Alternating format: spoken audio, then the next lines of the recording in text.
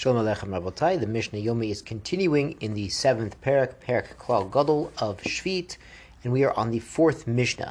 This is a bit of a continuation from Mishnah Gimel, where we discussed not doing business with Perot Sheviit because it has an intrinsic kedusha, and similarly with Bechor and with Meiser and Truma, and also with non-kosher items. Now Mishnah Dalet is going to put a bit of a qualification on that. Lakach Bechor lemishte benod. Ola regel, somebody bought a bechor for a mishteh of his son, the wedding feast or the party for his son, or for the festival, for Sudas Yantiv. V'lo tzorich lo, and it turns out he doesn't need it. Now he probably bought this bechor from a Kohen, and this was a blemished bechor that's no longer a korban, but does have a certain degree of kedusha. As we mentioned, it was usher to work with it or to shear it, but it could be eaten. So he doesn't need this animal anymore. Maybe somebody showed up to the wedding feast and, brought a whole lamb with him, and some other animals. So he didn't need this one. Mutter l'mochro, so he could go ahead and sell it. The isser is really doing business in a commercial way, like taking it to the market or auctioning it. But if it's really mamish, it's extra, and the neighbor does need it and he doesn't need it, you don't want it to go to waste, so you would go ahead and sell it. Sodeh chaya ofot v'dogim. This is a trapper, a professional trapper of wild animals or birds or fish, from the malacha, the word tzod, the malacha on Shabbos of tzod, of trapping.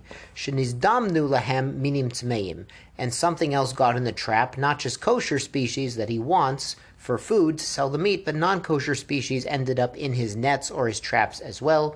Mutarin lemochran, he is allowed to go ahead and sell them. Rabbi Yehuda Omer, Af mi shenitmana loy lefi darko, lokeach umocher. So Rabbi Yehuda says not just a professional trapper, who that's his livelihood, but somebody who's just out on the weekend, trapping and going out about his, he's not a professional, but that's just what he's doing. He could take them out of the trap and he could sell these non-kosher species. But he shouldn't make this a livelihood at all. Chachamim Oshim, and the Chachamim say that's usher for a non-professional. Now it sounds redundant because the Chachamim had said only a professional. Recall the beginning of the Mishnah, the Reisha said only a professional can sell the non-kosher things, and Rabbi Yehuda said even a non-professional, and the Chachamim say no, we don't agree to that. The Yerushalmi actually explains that we're dealing with a place where there are taxes from the government on hunters and trappers, and so it's a leniency to allow them.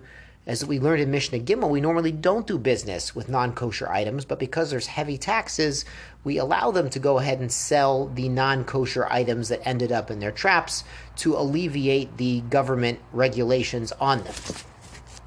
Mishnah Hey. Now we're back to Shvius. Lulavei zrodim v'chacharuvin.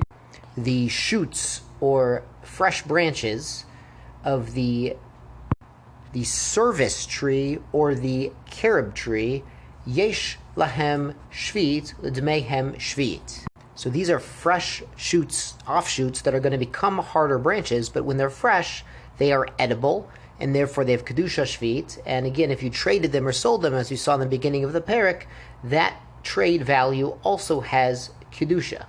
Yesh lehen bir l'dmehem bir, and so too, when it's not available in the field anymore, then a person will have to remove whatever he gathered up from hefker, from his house, and make it hefker, make it available for everyone. The Mishnah continues, lulve ha'ela v'botnim v'ahatodin. So these are shoots of the terebinth tree.